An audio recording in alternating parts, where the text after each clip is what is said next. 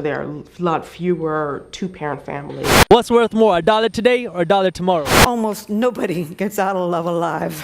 Prisoners' rights is out of sight, out of mind. Is your brain on God? You ain't ready to apply. There are discussions how as they thought black families have to have them. What's worth more, a dollar today or a dollar tomorrow? What's worth more, a dollar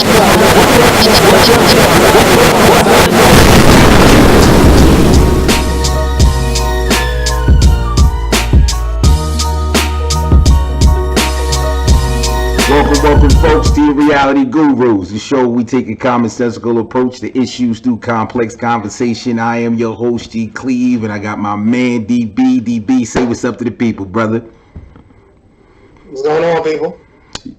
Yeah, so you got a big smile on your face today, DB. How you feeling today, man? I'm good, man. I'm getting off a cold, but I'm doing all right. I'm better than y'all, I'm pretty sure, with the nor'easter. Yeah, I mean, listen, man, like 3 nor'easters in a week. You know, we just got hit with like 15 inches or something like that yesterday. It's crazy, man. Spring is here, but, you know, I can't tell. But also, folks, you know, familiar face over there, retired New York City Corrections, and he also has proven to be one of my favorite historians, my man Ray. Ray, go ahead and speak to the people one more time, brother. Wow, historian, man. I'd say I'm a student.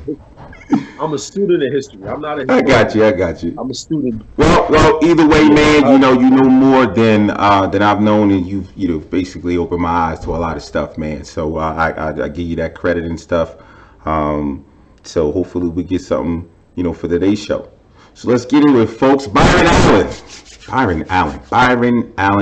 Does anybody even know who Byron Allen is? Well, if you don't know who Byron Allen is, he's a comedian from the late 60s, turned to TV producer now today. We know that he has amassed a fortune of over $400 million, but how he's done it is keeping his business 100% black owned and going through the ranks and creating his empire that way. But he's ran into some kind of a issue back in 2014.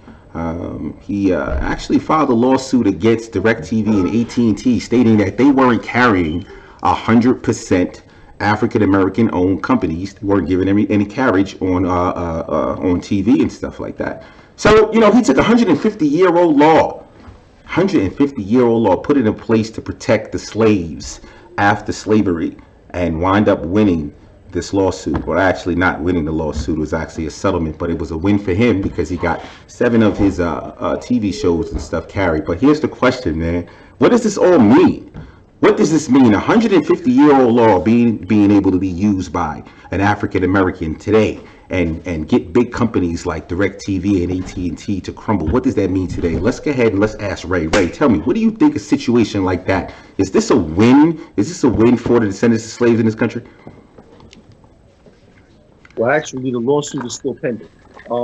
Here's what happened. To the best I can understand, the lawsuit was initially lodged in 2015 against Barack Obama's FCC, against Comcast, against AT&T, Time Warner, etc., against Al Sharpton, against the NAACP and the National Action Network.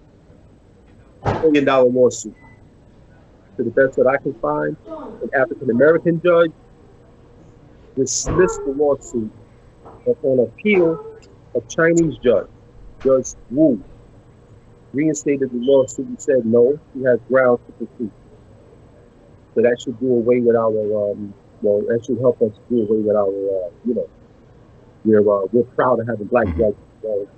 So anyway, the case is still pending against Comcast. There was a settlement reached with one of the other companies. I believe it was with AT&T, DirecTV, I think.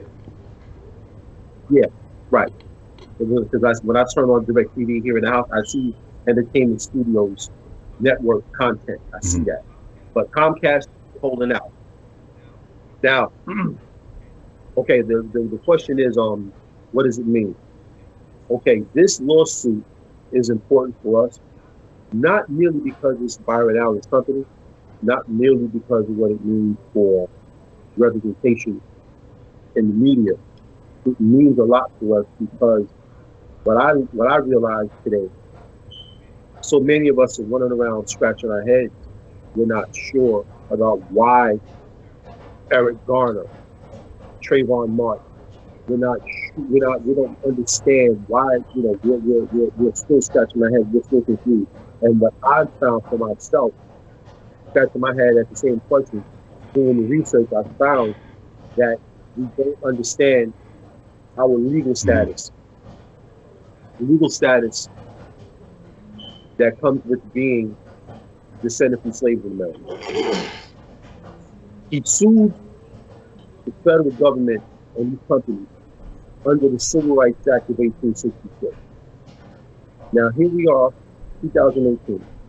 There's a case happening that's being pursued under the Civil Rights Act of 1866. Someone would ask the question, why are you going back that far? It's necessary to go back that far because Byron Allen can't proceed unless he frames his argument in 1866. Have I said too much? No, I mean, we're trying to get into this thing. I mean, it was an interesting, when it first came across, into my attention, and the big bold letters was 100, it said Byron Allen uses a 150-year-old law to launch lawsuit against AT&T and DirecTV. And I'm scratching 150-year-old law. So I just need to understand what this is about, man. What this is about is this. I'm going to give you a quote from a book by Professor Rayford, Rayford, Logan, Logan. He was a professor at Howard University back in the 1950s. His book is called The Negro, An American Life and Thought. On page 6, I'm going to read you this quote. The failure to include in the Constitution protection of economic and social rights was due to the fact that the status of Negroes was determined in an era when big business in the North was beginning the growth that has made the United States the greatest financial power in the history of mankind. Unquote. Now, Byron Allen, using this law from 1866, that law was framed in this period that Professor Logan talked about. At the end of the Civil War, the question was, what are we going to do with these ex-slaves? We tried sending them to Liberia. That turned into a disaster. We sent them to Sierra Leone. That turned into a disaster. We tried sending them to Haiti. That turned into a disaster. We tried exiling them to Mexico. They came back. We recommended sending them to parts unknown, Cuba. We tried. They're here. They're stuck with us. We're stuck with them. What are we going to do with them? The answer was, we're going to classify them. So the debate in Congress was, how should we classify these people under the law? Now, one thing that has to be dealt with and done away with, a lot of people think that the 3/5 clause is in effect. Let me just deal with that quickly. The 3/5 clause does not apply to us anymore. It's over. It's been over. The 3/5 clause was not about taking us and making us less than human. They had already done that. The plantation experience had already done that. They didn't need laws to help them do that. So then what was the 3/5 clause about? The 3/5 clause was simply this. The 3/5 clause was a population bonus that was awarded to whoever owned more slaves. What did this bonus do? It gave you more representation in Congress. That's what the 3/5 clause did. It gave slaveholders an increased political representation in Congress because you got representatives in Congress based on how many citizens you have in your territory. The 3/5 clause said you get to count the free citizens plus 60% of the slaves you have. Is that clear? Yeah.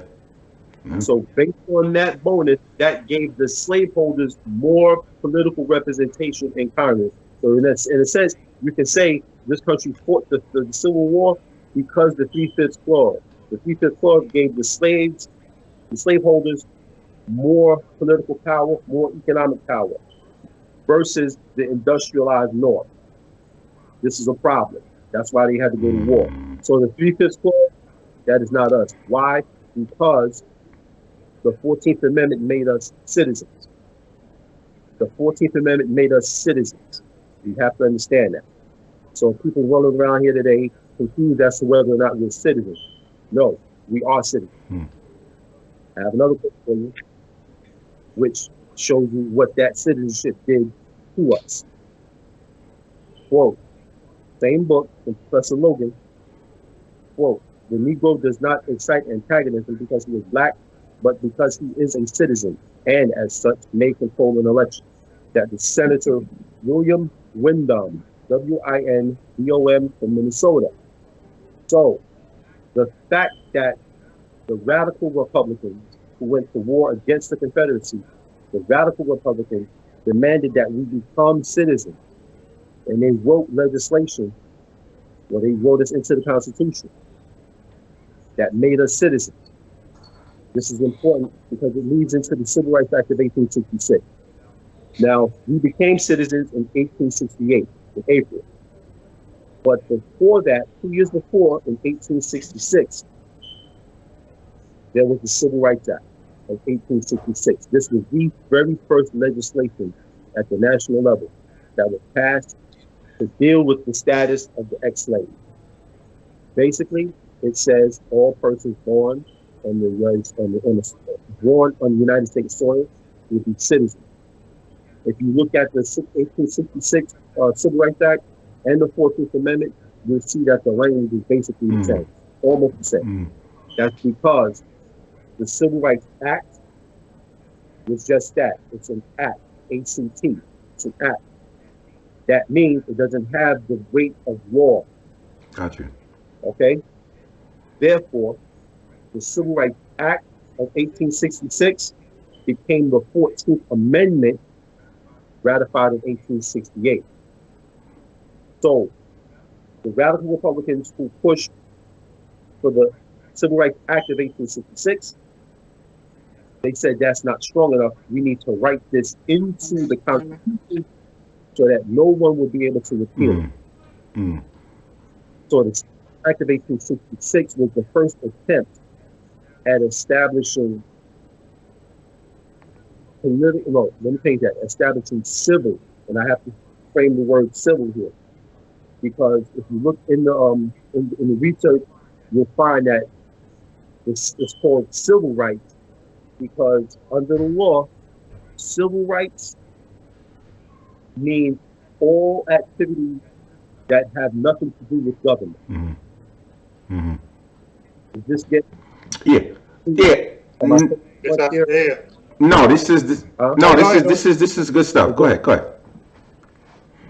So, called the Civil Rights Act because this is intended to cover all activities outside government. You have to clarify that. Now, the Civil Rights Act happened in 1866.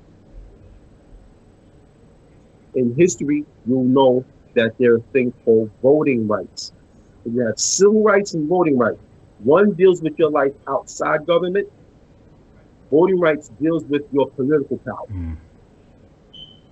In law, they say what they mean and they mean what they say. It's very specific. Okay? So I think I should turn it over before I go any further. Make sure that you can clear up any questions. Okay, well, I every time you speak, Ray, about 1,000 questions come to my mind. So, but let me ask this one quick question before I take it over to Dan, because I want to make sure I understand this. So, as far as Byron Allen's lawsuit is concerned, when they reference a 150-year-old law, are they talking about the 14th Amendment, or they're talking about the Civil Rights Act of 1866?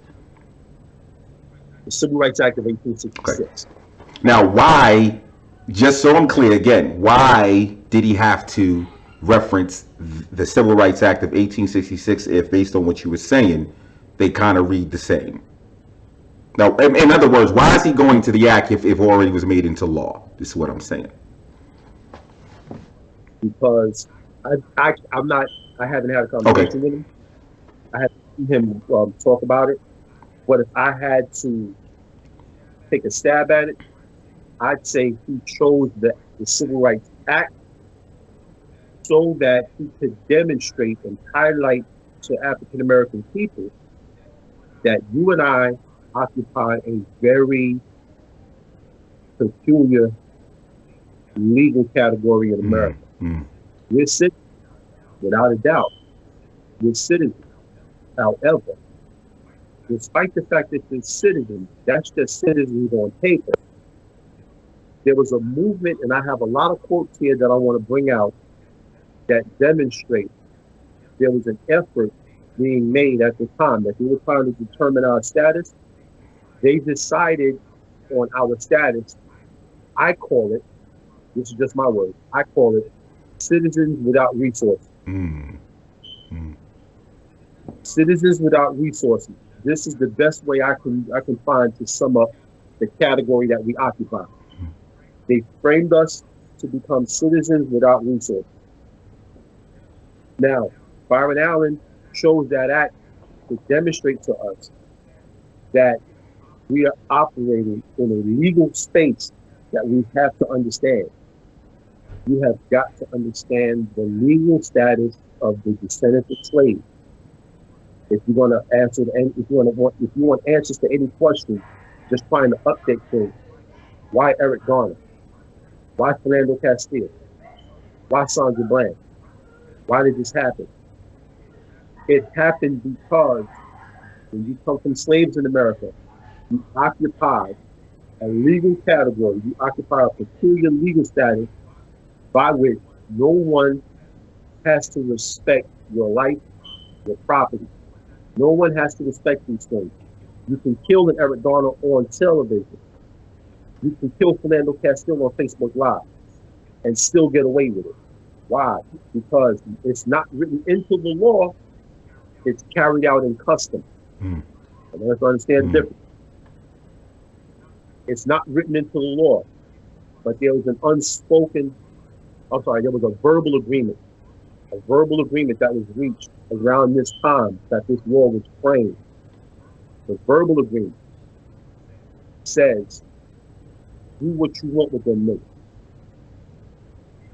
We understand, we get it, we won't prosecute, we'll make it look good. One or two you may have to serve time, but in general, do what you want with them. This is what we have to understand. Now, I'm gonna send it out. Got you. Whoa, so Dane.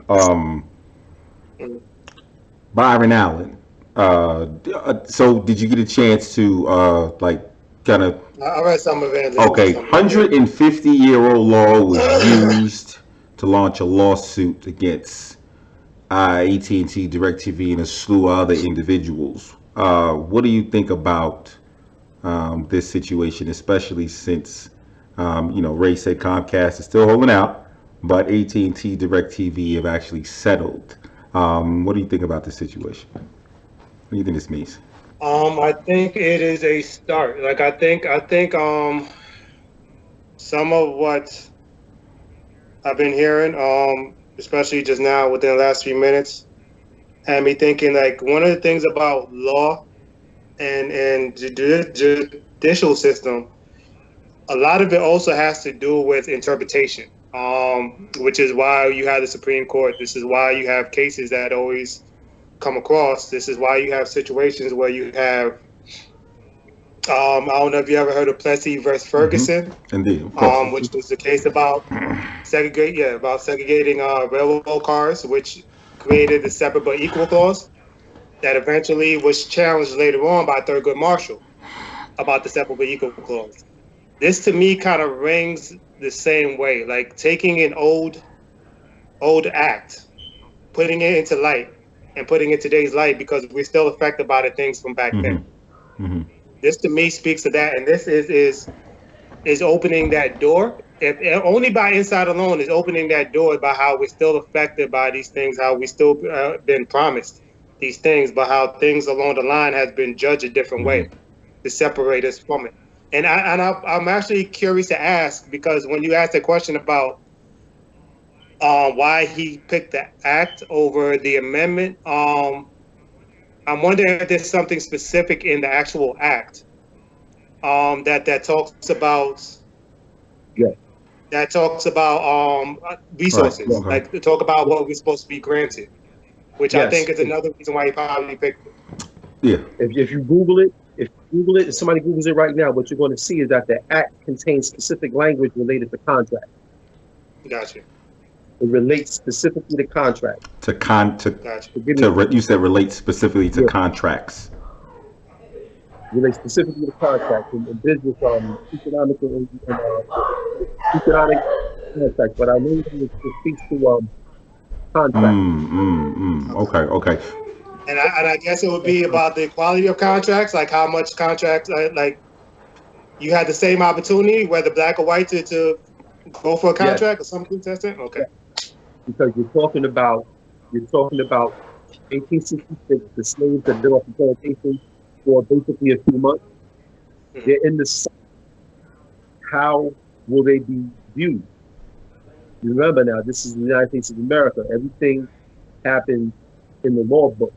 Right. So everything happens inside some sort of a legal category. So what category will these people occupy? Just were slavery, they just were property last year. So 1966, they were just property. So at that point, we were stuck in between the classification of property and full citizen. That's incredible, just to think about it.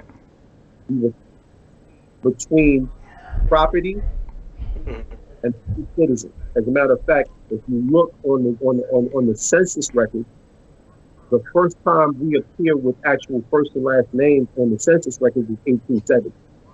Why? Because that we weren't recognized as whole persons, we were property.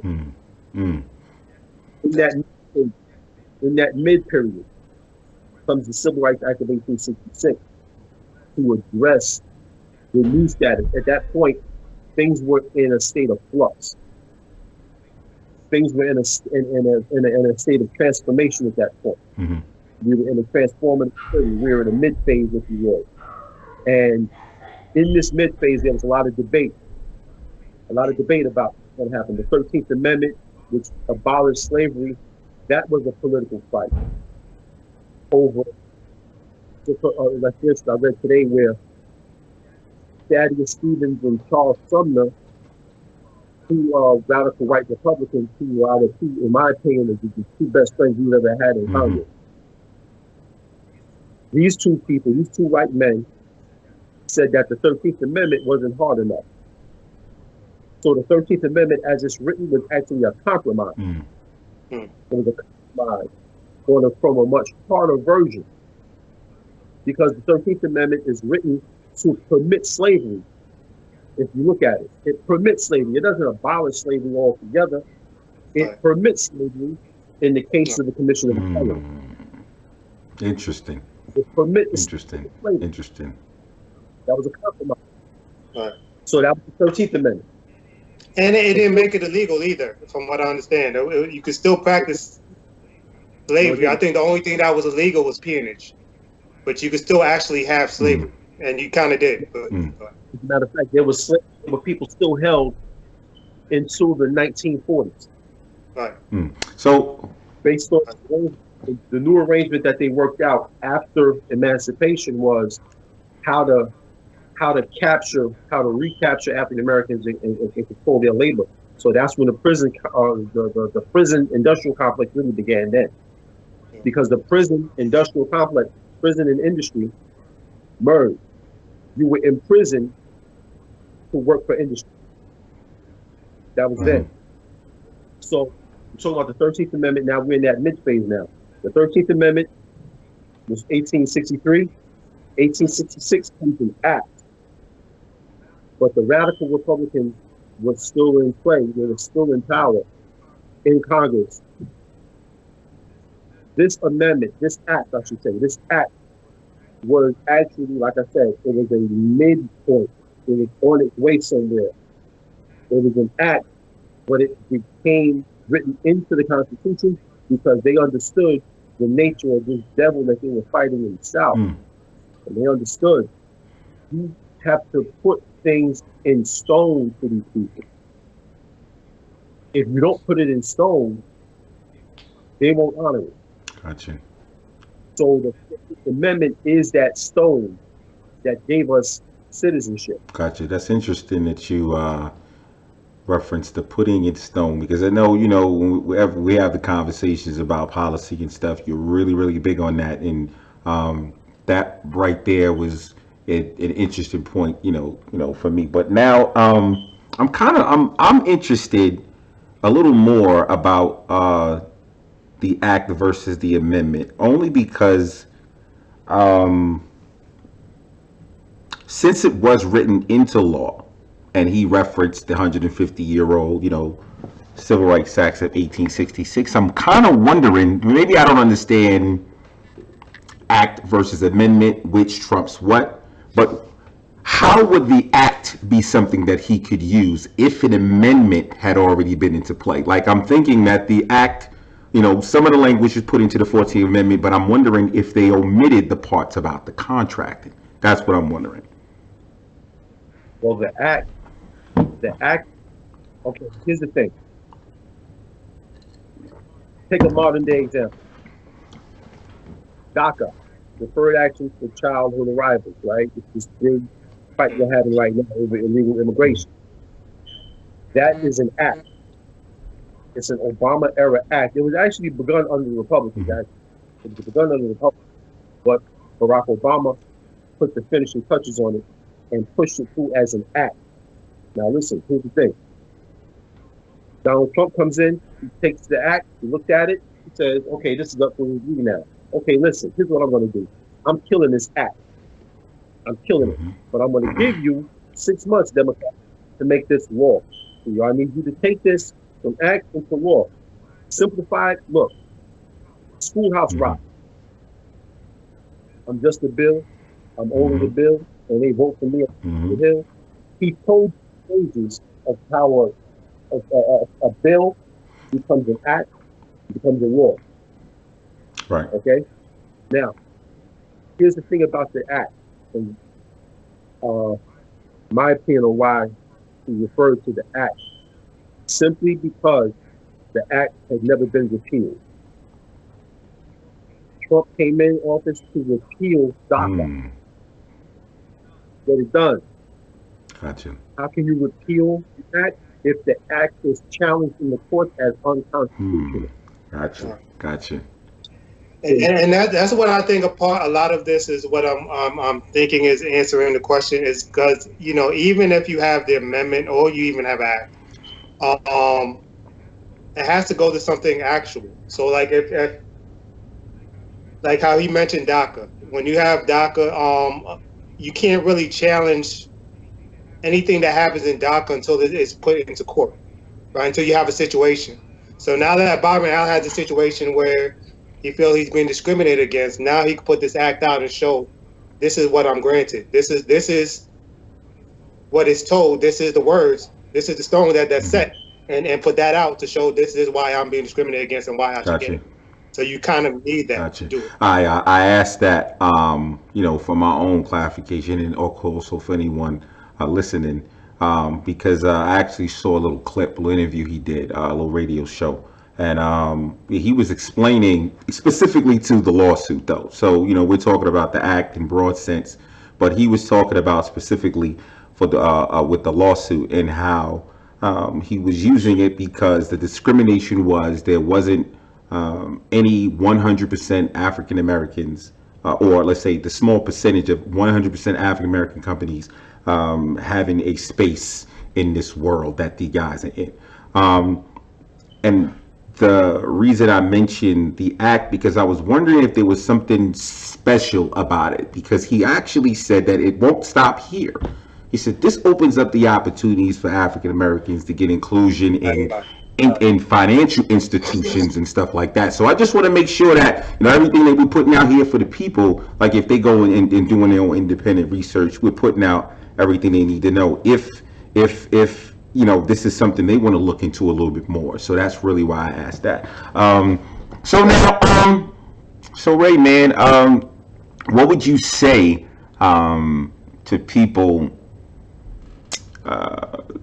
who may not really understand everything about what this particular lawsuit, whether he wins this side of it with Comcast or not, what it actually means? Like, if you was to put it out there and tell them what's the most important part that they could take from this type of a lawsuit, what do you think that would be?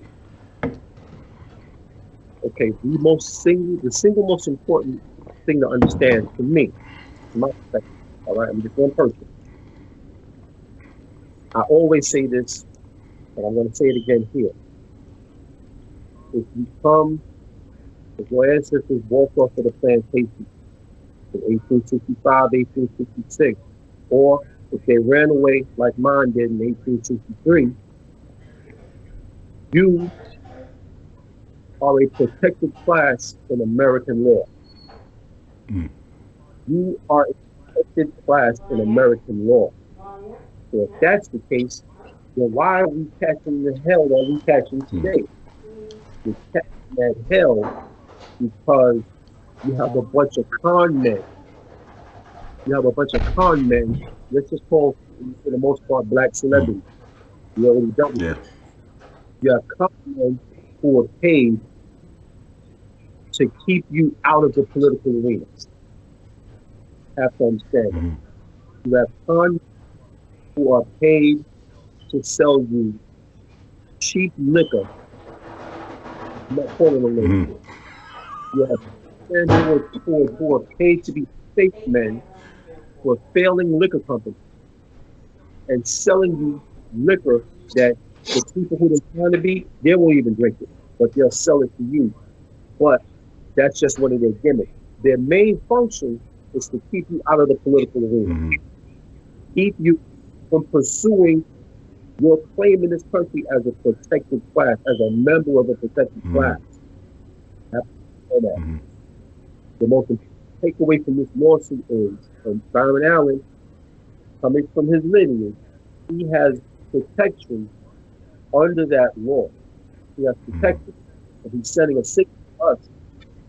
You want to fight, you want to, you want to pursue your claims in this country, you have got to go back into your legal status. Whoever does not frame things for us in our legal status as a protected class, whoever does not, and I'm calling them out here, whoever does not frame these things for you in terms of your legal status as a protected class, defender of the slave, is a criminal. They're paid con men. They're paid con men who are here to deflect you from pursuing the proper course. I hope that, but that's the most important takeaway from this lawsuit. You are a member of a protected class. Only protect your status. Okay, let's look at it today. I know people who have gone to live in other countries. I mean, really gone. That's fine and well. I know people who have fantasies about going to live other places. You know what? If you listen, God's earth is space. Go ahead. Right. Because I'm staying. I'm never giving up my claim here. It's not going to happen. It's happening. I'm not giving up my claim here. Why? Because I don't have no protected status anywhere else on this planet. Nowhere. Interesting. So hey, look, Dane, man, let me I mean, what do you say about that? I don't know if it's fair to ask that question to you. If it's, not saying that you could answer it, but I hate following Ray. You see what I'm saying? After listening to something like that, but Found the fall guy. No, but I would ask you that question too, like because when I start thinking about some of the other stuff that he he was referencing Byron Allen, that is with opening up other opportunities for lawsuits or just opportunities. Forget the lawsuit part, opportunities for descendants of slaves and other institutions like financial or whatever. Like the same thing. Like, what would you say to these people, like the people, about like this particular lawsuit and its importance? Like, what should they take out of this lawsuit? Well, I don't know. I hear this conversation a lot about how America was not made for us. It was not made for descendants of slaves or black people in general. And the thing about it, when I think about it and you dig into the history, America was made for nobody. America wasn't really made for but a few protected class of people. It wasn't made for black folk. It wasn't really made for Native Americans. It wasn't made for white women. It wasn't made for most white men, to be quite honest. It was made for a specific class of people. And all of this changed somewhere along the lines. A lot of this came through laws, amendments, and everything else where people slowly are granted citizenship. And they're granted what Ray calls your protected class. It's granted you these certain tools that you have that when you come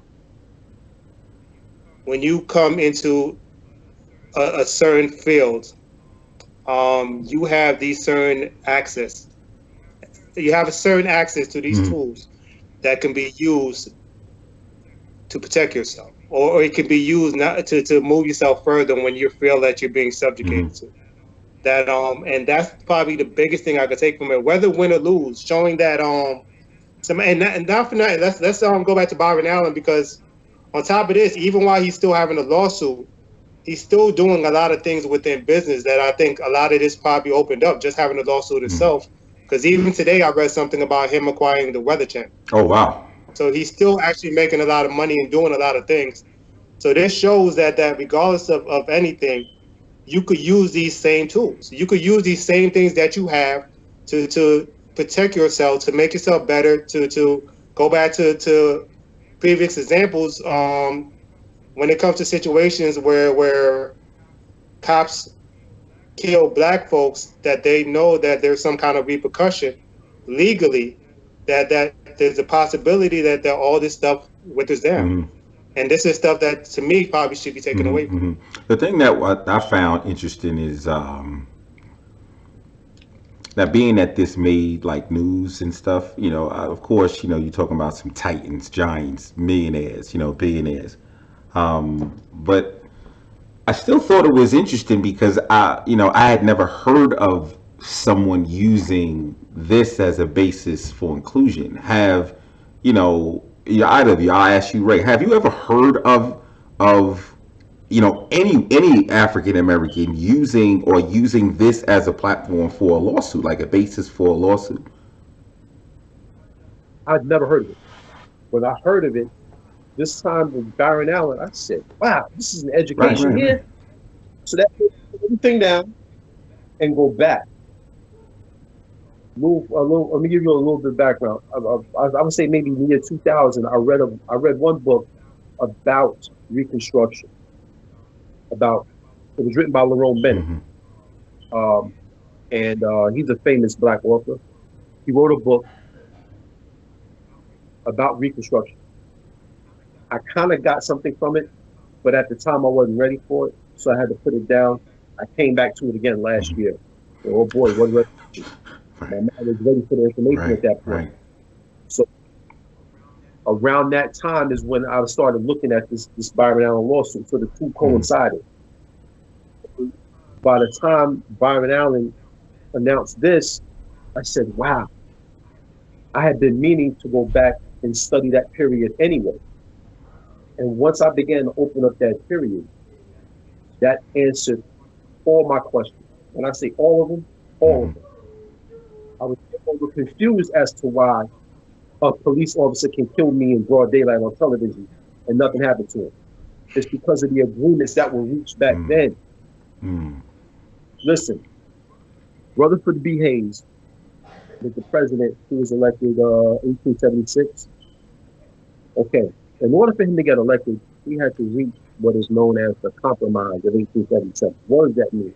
Okay, in 1866, 1877, federal troops had to occupy the ex-Confederate states. What does that mean? These devils, you can only deal with these people at gunpoint. That's the only way that they'll leave us alone. There has to be someone with a gun on, making them say, leave them people alone. That's what the federal occupation is. Union troops did not leave the South after the Civil War was over. They had to stay there, get guns on them ex-slaveholders and say, leave them alone. Okay. Fast forward, 1876, this man wants to become president. The Southern senators, they chokehold the election. Election is hold up. Okay, Rutherford V. Hayes says, what do y'all want? What we want is for you to get these guns off of us, get these federal troops out of the South, and let us have these niggas and do what we want with them. He said, if y'all give y'all that, would y'all let me be the president? He said, hell yeah, we will. He said, where do I sign? Signed off on the removal of the federal troops from the South. From that moment on, February 26, 1877, the last federal troops had gone from the South. That set in motion the chain of events that brought about W.B. Du Bois, Marcus Garvey, Ida B. Wells, Rosa Parks, Martin Luther King, Malcolm, the Nation of Islam. That whole series of events was set in motion by what happened February 26, 1877. But before he became president officially, he said something. I have a quote for you. Rayford Logan's book again, page 15. Quote, I do care for the poor colored men of the South. The result will be that the Southern people will practically treat the constitutional amendments as nullities. And then the colored man's fate will be worse than when he was in slavery. End quote. Please understand, he said here, the Southern whites will treat the constitutional amendments, 13, 14, and 15. They will treat those amendments as nullities. They will nullify, by their practice, they will nullify those three amendments. We have three amendments that govern our life. The 13th, the 14th, and the 15th Amendment that affect the descendants of slaves. The Southern ex-slaveholders, the nation for that matter, completely disregarded those three amendments. Why? Because of the spoken agreement between Rutherford Hayes and the Southern states. And he said, they said, do what you want with them. He knew himself what was going to happen. He said it. The Southern states will treat their constitutional amendments as nullities. They will nullify those states, the 13th, 14th, and 15th Amendments. They'll nullify it. How will they nullify it? State practice, state law.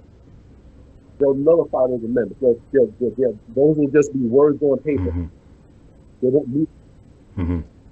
So this is what the agreement was, and we have to understand that. Yeah. Today we have con men and con women. You have to include them now. You have these con men and con women who are paid to continue this agreement, continue to basically nullify the 13th, 14th, 15th Amendment, continue to explain away mass incarceration, continue to explain away Eric Garner, Fernando Castillo, Sandra Bland, Corinne Gaines, and just recently, what was the latest one in California, Stephon Clark. Stephon Clark, yeah. Yeah, Stephon Clark. Explain him away. And the 15th Amendment. Paid to look the other way while the Voting Rights Act is taken apart. This game being played. And I got the word here. Matter of fact, let me not use this word. You got these N-words. You got these N-words, these paid N-words, male and female, whose job it is to just play the game. In this agreement. Maybe they don't consciously say it out their mouth, but their actions in office show that they are keeping this agreement in force. For us to root these people out. It's interesting that you're talking about these N words, as you put it, because going back to that interview that I saw with Byron Allen, there was a caller, and he had nothing positive to say about the situation. First, he was mentioning the fact that Byron Allen's white is Caucasian. Mentioned that. And then he said that, this is for personal reasons. You can care nothing about black people. This is for personal reasons. You're just trying to, get your stuff on TV so you can make more money. And now you bring up the whole idea of these paid, con men. How would you say, if how would you tell these people that, Byron Allen would be different from any of these other so-called celebrities? Why would they look at him any different when they have, with the frivolous things they're putting out there, married to a white woman, but the fact that he has a personal stake in this situation? Honestly, this is where, and I'm going to say this, I don't know how this is going to sound, but this is where maturity comes into it. I'm not interested in who Byron Allen is. Doesn't matter to me. I'm talking about case law. If he wins the case, there's a thing called case law. It's written in stone. It's something for us to hang our hat on. It's something for us to refer to. You understand? It's something for us to refer to. So when you look at what matters, Byron Allen, white. The stakes are too high for me to be even thinking about that. The stakes are just too high. So, okay, for that matter, let's toss this into the game. Okay. I'm not a champion of gay rights. I'm not a person that goes out there and marches on behalf of them. Listen, you go do what you do. This is America. You have everything you need to pursue that cause. But does that mean that I would appreciate James Baldwin? Crazy. That man is brilliant. He's a human being. He comes from slaves, and he was never confused about his identity. He was never confused about his identity and his relationship to being the descendant of slaves. What he did in his sex life, you know what? That's him. That's whatever that is. And I'm not going to allow that to erase his contribution. No. So similarly with Byron, I'm not whatever he has a white wife. All right, bro. Make that case work for us, man. Make that case work. I want you to win that because, listen, it's obvious the stakes are huge. Right. Stakes are huge. So how many of us are out here with these big fancy degrees, but can't make them real? You know what I mean? You got degrees in finance, you got degrees in this and that, but you can't make it real. Why? Because you're blocked. You get to a certain point and you're blocked. Byron Allen's lawsuit can open that door for you. Right. So Dane, what do you think? Like I said, that caller, he got kind of consumed with all of that other stuff. The fact that his wife was white and that he had a personal stake, and that was probably the motivation behind him doing whatever it is that he was doing. What do you say to those people about being able to differentiate between, or being mature enough, as Ray say, to be able to see past the personal stuff and focus on the meat of this stuff? What do you think about that? I mean, as far as the white wife, I think that's people biases coming out. I think that's somebody personally to handle. To go back a little bit to the Plessy and Ferguson thing. One of the things I'm thinking about is like one of the things about that, which if nobody knows the story, basically it's about back when segregation started. This is after the bargain of 1877. They wanted everything segregated, especially railroad cars. A lot of black people, maroon as they were called, mixed race and so forth, didn't want that. And on top of that, a lot of railroad companies didn't want that because that means that they would have to put more money into creating more railroad cars. So they wanted none of that. So they actually mixed with these black civil rights actor of those times. And what they end up doing was setting up a situation where you had this one guy come on who was a mixed race. They set it up where he was in a car he wasn't supposed to be in because he's supposed to be segregated. But when he looks white enough, so when the guy comes in and try to take his ticket, he's like, "Oh, I'm actually black." So they call the detectives, take him out. It started this big case. It went the long way that they end up failing. But one of the main things that happened is a lot of the civil rights actors that was in there took this playbook and started creating even more of the same thing, all the way to you start getting to Rosa Parks, who did the same exact thing by sitting on a bus, getting arrested, and then creating that situation, which started, the ball rolling on the civil rights of that time.